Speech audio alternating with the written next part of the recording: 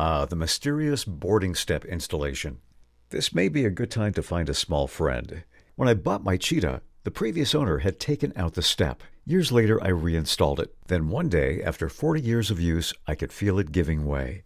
A year went by before I brought it to the welder, but I didn't reinstall it to see how bent it was. This isn't supposed to be trial and error. Either bring it to him perfectly ready to weld, or bring him to the plane and let him grind it off to the point where he can bend it into position. So here's what's in there. If you want to remove it, bring some pliers. The bolts are coming out of a lot of hardware and they'll be stubborn. So mark the top and bottom and save your hardware.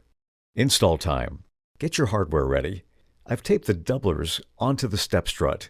For the inside, I've taped the doublers together to line them up, and I've RTV'd the spacers into place to make the install easier with fewer loose parts to fumble with.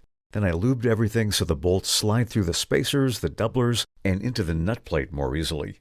Make sure you have the steel magnetic bolt on the bottom and the aluminum shear bolt on top. Mark them with a T and B accordingly. The tools you'll need are a 1/2-inch socket, a 12-inch extension, and a Phillips screwdriver, maybe a drill with an adapter to quicken the install of the bolts. You've got 3 doublers, 2 surfaces, and a nut plate to negotiate. Take a measure of the step from the opposite side of the plane, from the ground to the bottom of the strut. This will help you to get the new strut lined up when you install the top bolt. Remove the external fairing. Put the flaps fully down. In my Cheetah, there's more room to squat behind the passenger seat, so hopefully you're working on your pilot side step.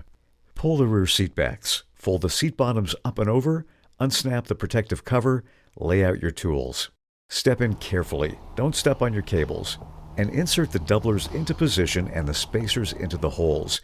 You may have to move some plumbing aside as you position the doubler hardware in advance of inserting the bolts. Then place the bottom bolt 1/3 of the way in, and then the top bolt, an inch or so. Put some tape on to hold everything in place.